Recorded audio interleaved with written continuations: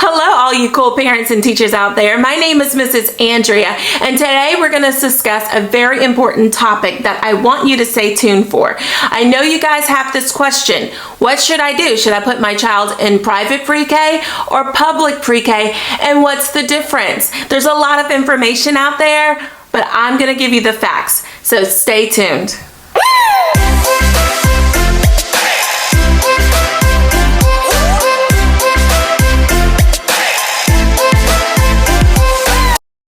I'm so glad to have you for another episode of Teaching Preschool A to Z. With today's topic, understand there's a lot of information out there. However, the information that I've come across seems to weigh either to the left or to the right, to private pre-K or public pre-K, and it doesn't quite meet in the middle. So today, I simply want to give you the facts. I want to give you the information that you need, and you can decide what is best for your family and for your child. All right, so let's get started with public pre-K.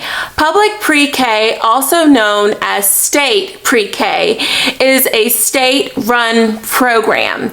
Because it is state-run and state-funded, there is no tuition costs with the public pre-K. So that's important to note. Also, with the public pre-K, teachers have to have assistant teachers. That's another important thing to note. Teachers have to have assistant teachers. There's no one teacher in the classroom.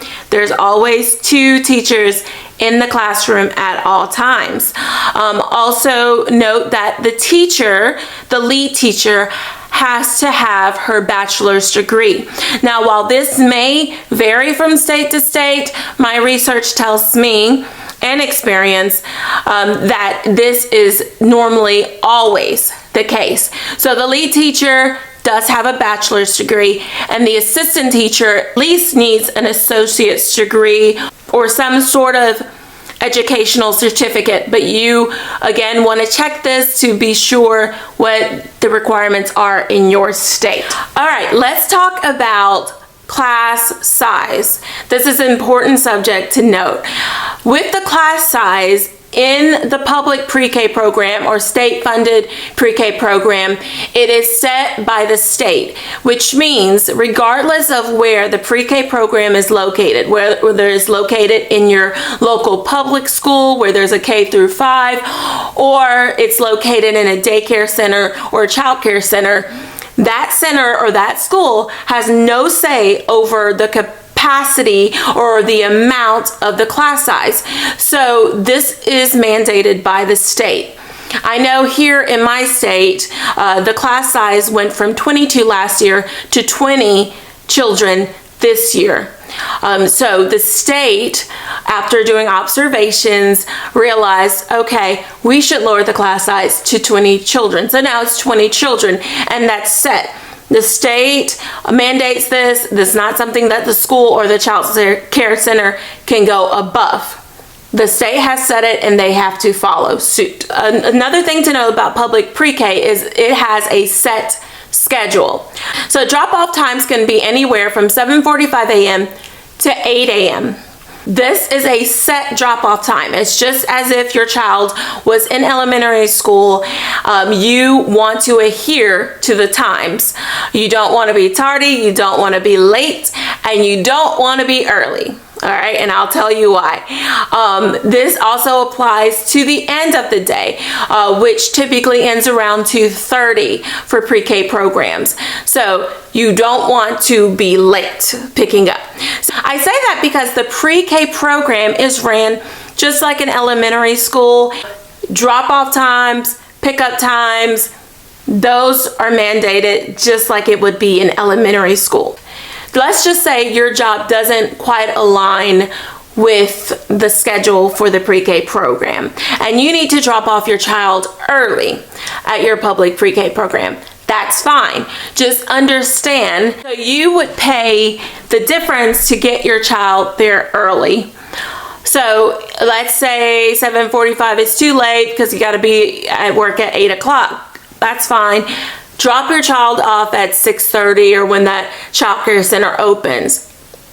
you would just need to pay whatever's required from that child care center program to have your child there early.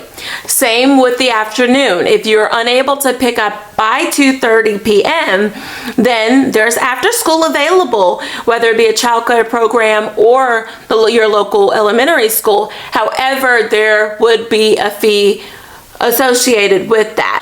I will say that if it's at the local elementary school, your fees are going to be lower than, let's say, at a child care center. The difference is at a public elementary school, you have to adhere to the drop-off time. You really can't drop off your child much earlier, but you can pick them up later because they do have after school. However, at a child care center, you do have more of a flexibility to drop them off much earlier and then also pick them up later, much later.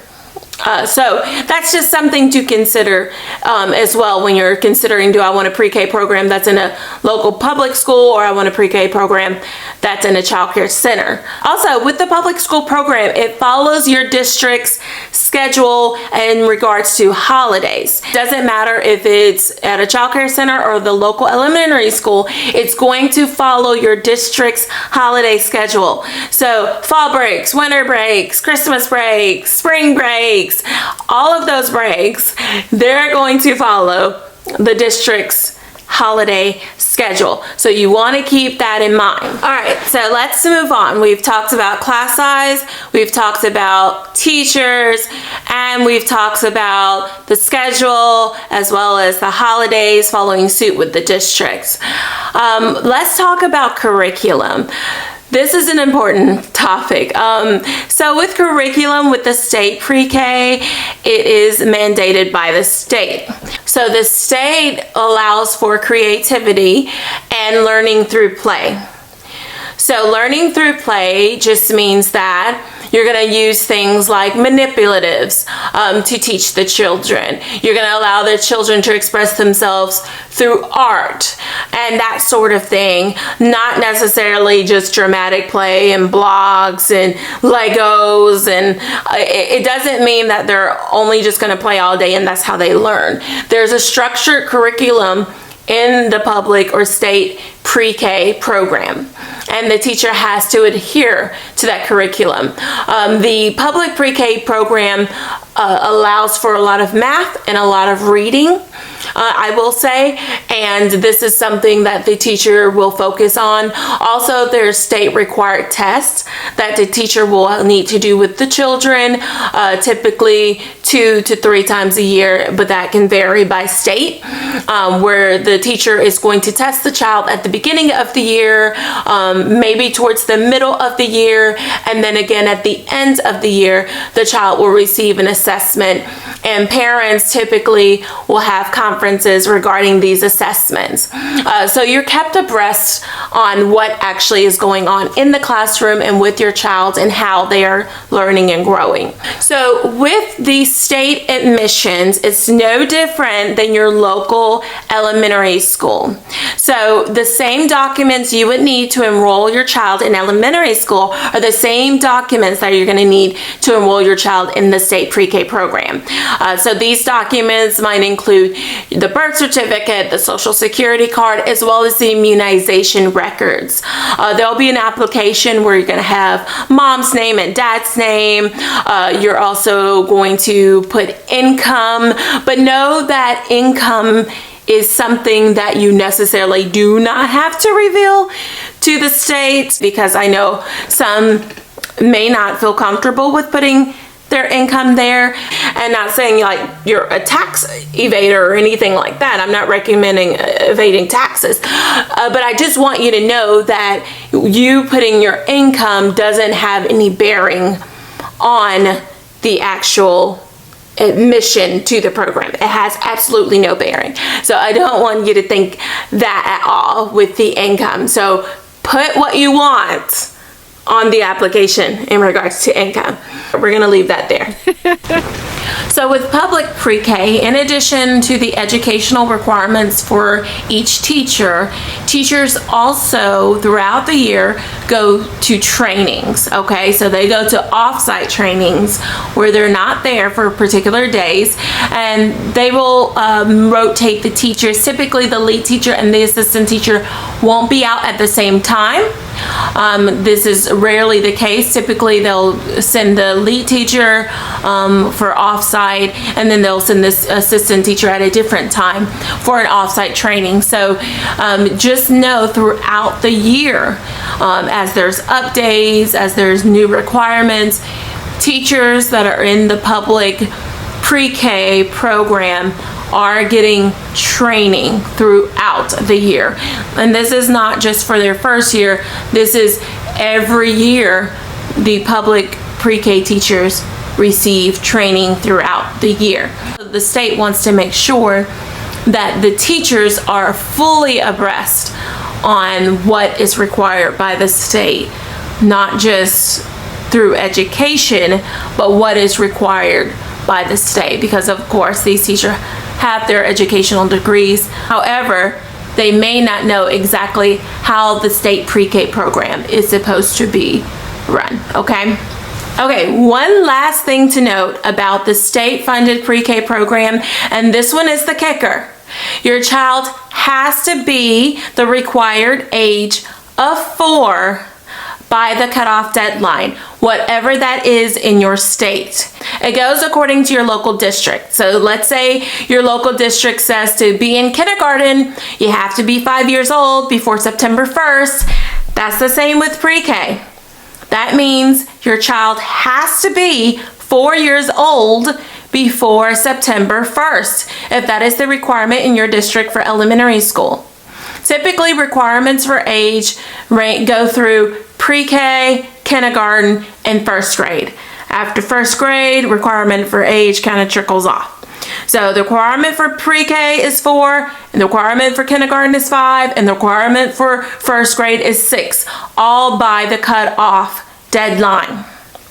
So I don't know about in your state, but in my state, pre-K and kindergarten are not required.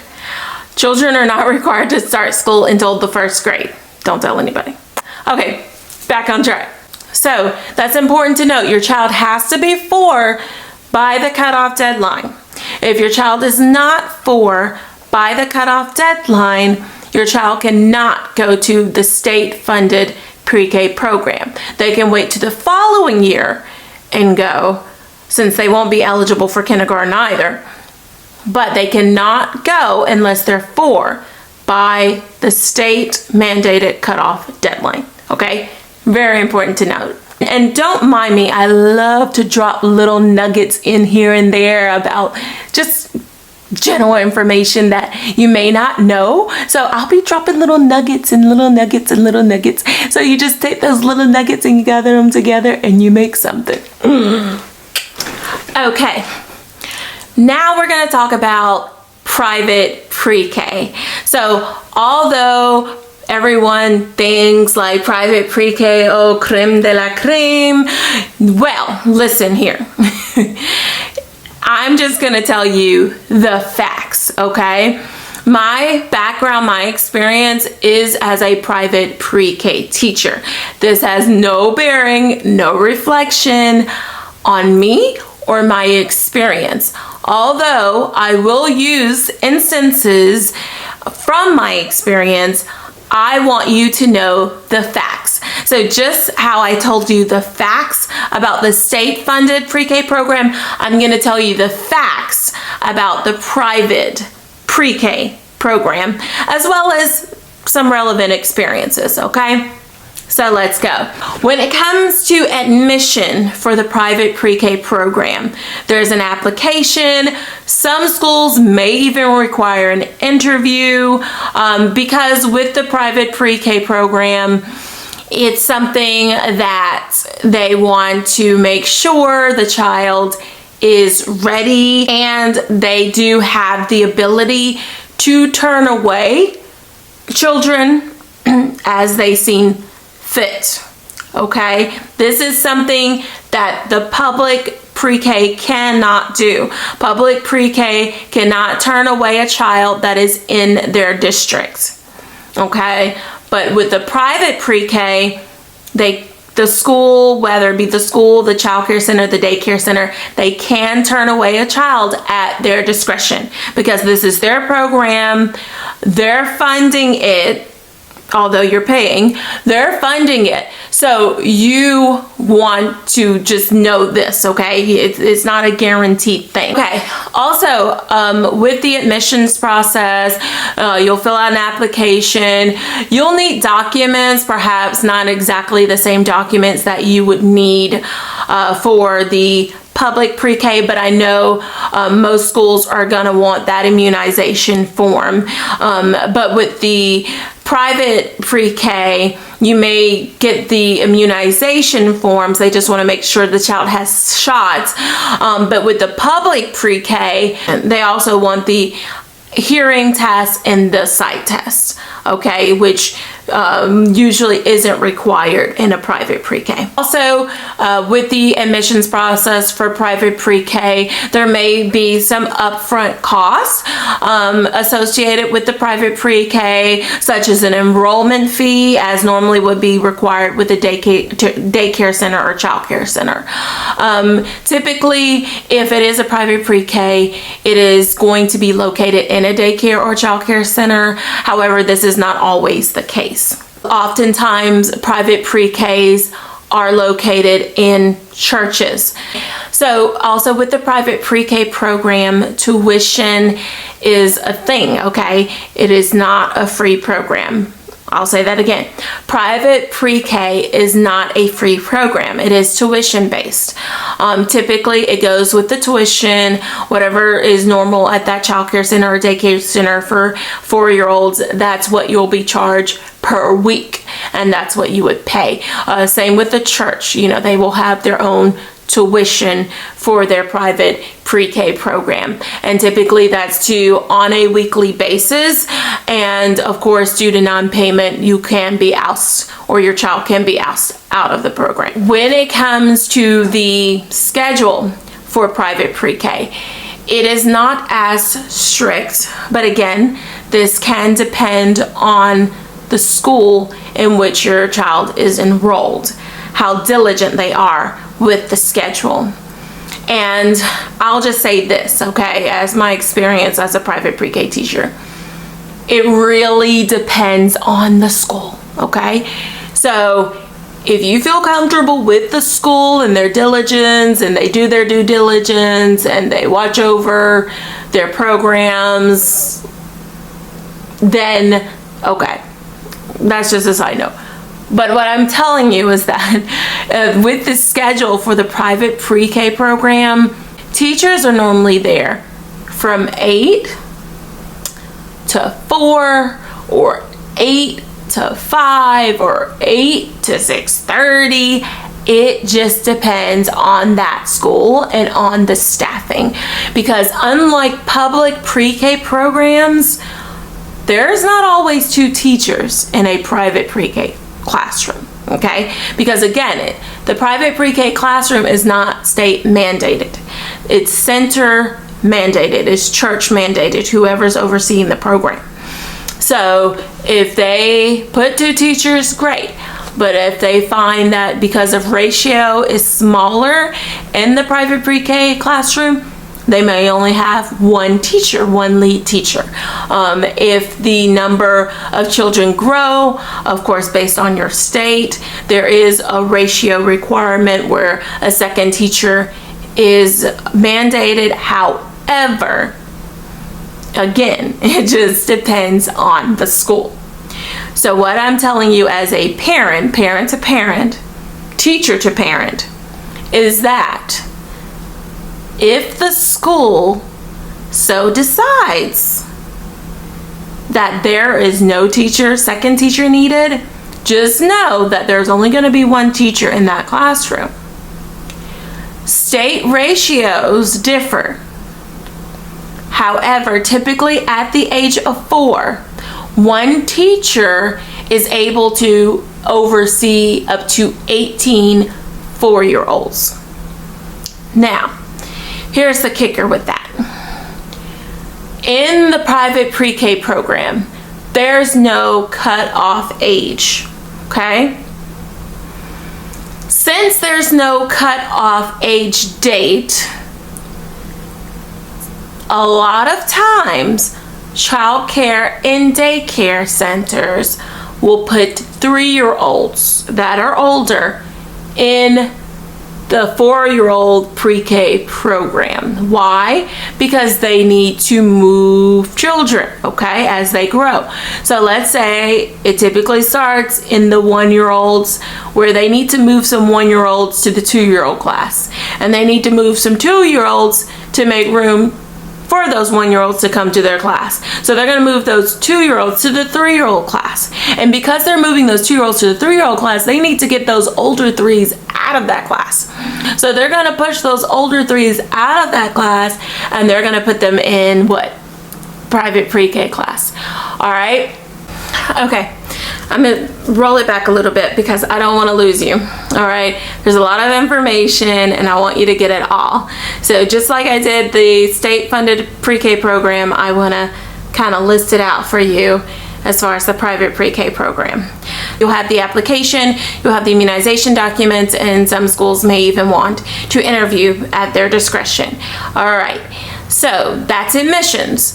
Now, in regards to class ratio, I want you to understand that typically one teacher can take 18 4-year-olds, but like I was saying, a lot of times not all of the children are 4. They're 3. Some of them. So since there's no cutoff like it is for the state program, the center or the church can put 3-year-olds in the same classroom with the 4-year-olds.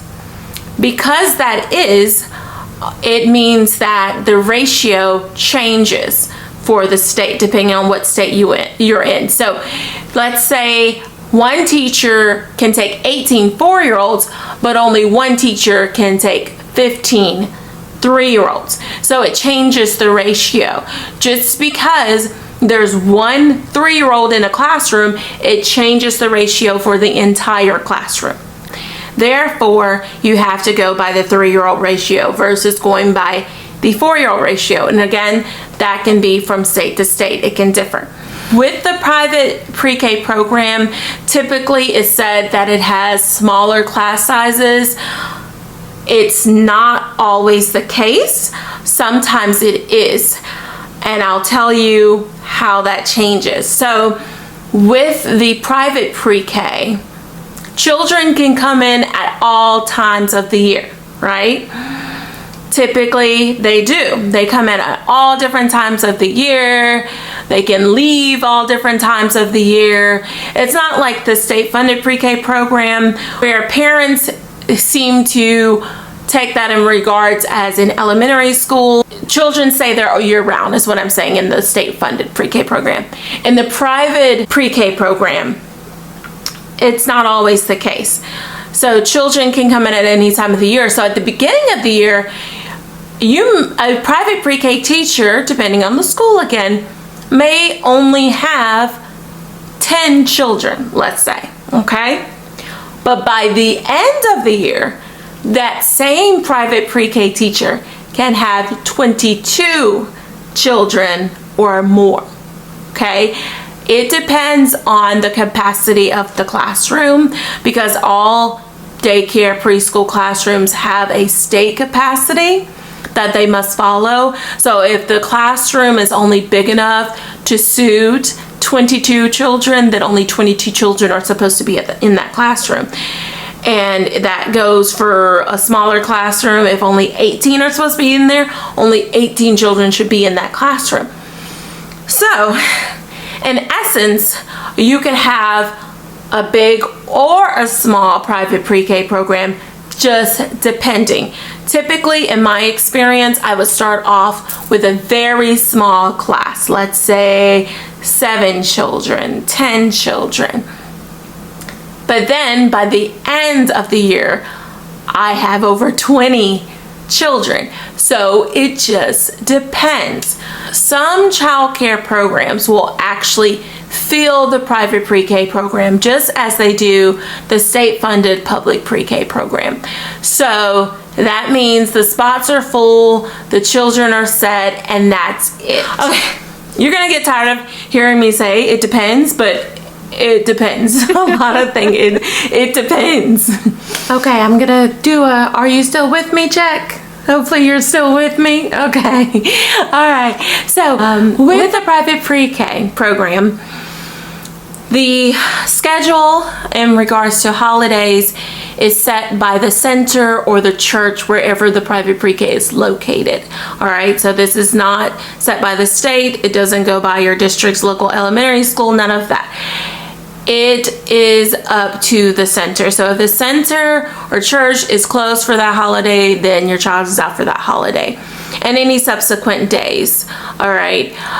So typically the private pre-K program, the children are allowed to come for more days, and you just pay the same tuition. So for example, the public pre-K program, when the elementary school, your local elementary school, middle school, high school, when they're out for fall break, spring break, winter break, all those breaks, then the public pre-K program, all of those children are out. You wouldn't be able to bring the child without a cost to that center during that time. Private pre-K program is kind of like business as usual. Since you're already paying, then whether it's an off week or an on week, a holiday week or not a holiday week, you're still paying, so you're paying the same thing and you just kind of keep going. So is at your discretion. You bring them during the holidays, not bring them during the holiday. And if you do want them to attend the child care center where they have the public or state funded pre-K program, there's a good chance that that center will offer some sort of care for those children at a cost. So in regards to curriculum with the private pre-K program, curriculum is going to be set by that center or that church. So if that center does its diligence, it will have a set curriculum for that teacher to teach on.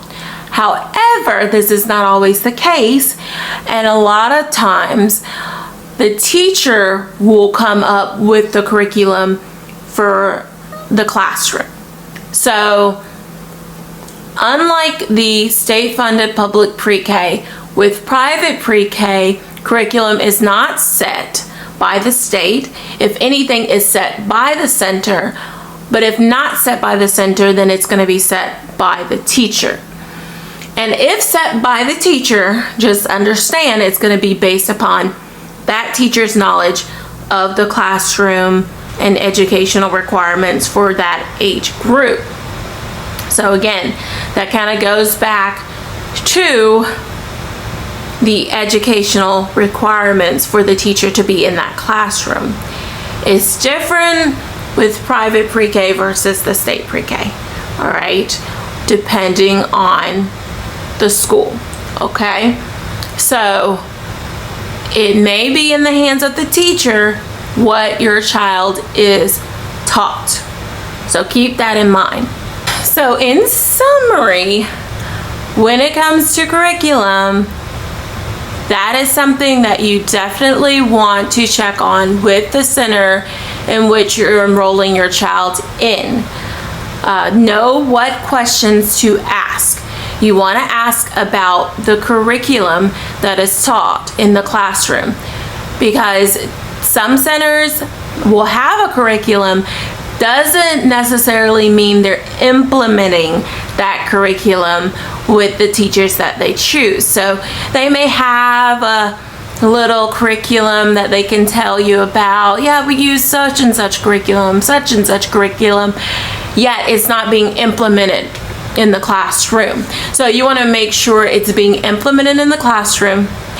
So definitely ask about the curriculum in detail and perhaps even ask to see it in action.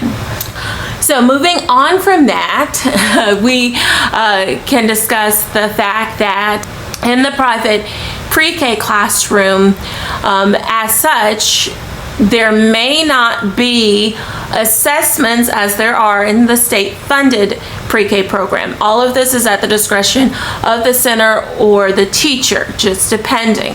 So if the center says, yes, you need to do 2 to 3 assessments a year on the children, and you need to file it with the front office, that just means they're doing their due diligence with that. However, not all centers will do the due diligence. So you want to ask that question, well, will my child be assessed? For some parents, maybe you don't want your child to be assessed in pre-K. However, there's many parents that do. So you want to ask, is there going to be assessment at the beginning of the year, mid-year, and ending the year so I can know my child's progress? Ask that question and then follow up, make sure it happens. Also, with the private pre-K, conferences aren't necessarily a thing. So you want to ask, will there be conferences? Or even if they don't have conferences for all the parents, will you be able to meet with the teacher and have a conference at your discretion? So these are the questions that you want to ask, because when you do this, it ensures that that teacher has data.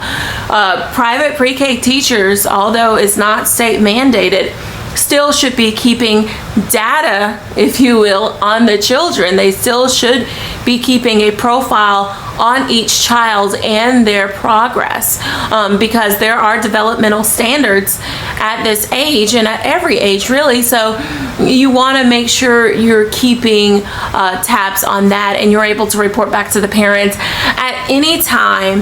In my experience as a pre-K teacher, if a parent comes to me, I want to be able to tell them, yes, this is what we're doing. Yes, this is how your child is doing in what we're doing, right? So I should have those documents. I should have something to show you, right? So these are the questions you want to ask. When it comes to private pre-K, since it's not state mandated, you want to make sure you ask the questions, because every center is different. Some centers, especially if they require interviews and such, and they're very selective, those are the centers most likely they're doing their due diligence in regards to curriculum and mandating. However, centers that are a little more lenient in their selection process, it's more about the number, because the number means tuition. Then you definitely want to do your due diligence and say, hey, are you keeping tabs on the on my child's progress? Are you going to do any testing? Are you going to do A, B, and C? Okay, so this will be up to you when it comes to the private pre-K. I want to pause a moment and tell you, if you have not already, go ahead and subscribe to my channel. I upload videos weekly, and I don't want you to miss out. Also, click the notification so you'll be notified whenever I upload a video. Okay, so I look forward to having you as a subscriber. Bye-bye. Okay, can we recap and do like a quick 30-second, 1 minute, 2 minute, 3 minute, 4? No, I'm just kidding. All right, so let's recap, okay? Let's summarize exactly what we just went over in regards to public pre-K or state-funded pre-K and private pre-K. Okay, so we went over admission. Admission for public is free. Admission for private is at the cost of that center or church, wherever that private pre-K program is located. All right. Teachers, in regard to teachers, public pre-K program do require degrees for the teachers. Private pre-K programs are going to be set by that center, by that church. It all just depends, and that's something that you can ask about and check on. Schedule. With the public pre-K program, it goes off of the local district's elementary school program. So whatever time elementary school starts, that's when they start, and whatever time elementary school ends, that's when they end, and that is a set schedule for the year. In private pre-K program, it's not the case. Teachers are there for longer hours, so do keep that in mind. Typically, the teacher is there for many more hours than a public pre-K teacher. When it comes to holidays in the public pre-K classroom, it follows again that elementary school schedule, but in the private pre-K classroom, it is business as usual. Also, with the admissions process, there's going to be an application for the public pre-K program. You're going to need immunization records. You're going to need the hearing test, the seeing test, and you're going to need to fill out a dental form in most states. All right, for the private pre-K program, typically there's simply an application. You may have an interview depending on the center or the church. And also you will need the immunizations, not necessarily the hearing, the sight test, or any dental record. Also, curriculum. With the state-funded pre-K program and curriculum, it is set by the state. With the private pre-K program, it's set by the center or church or by the teacher themselves.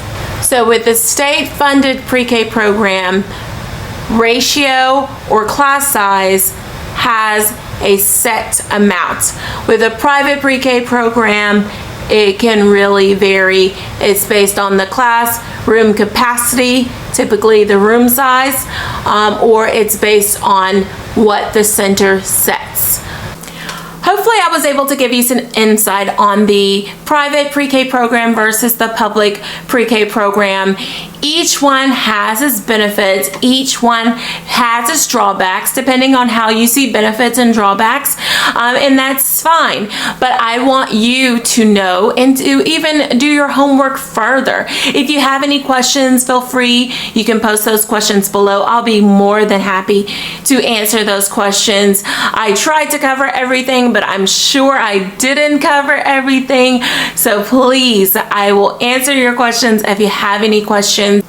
Also know that you can't go wrong. You're doing your child a huge favor by giving them an early start to education.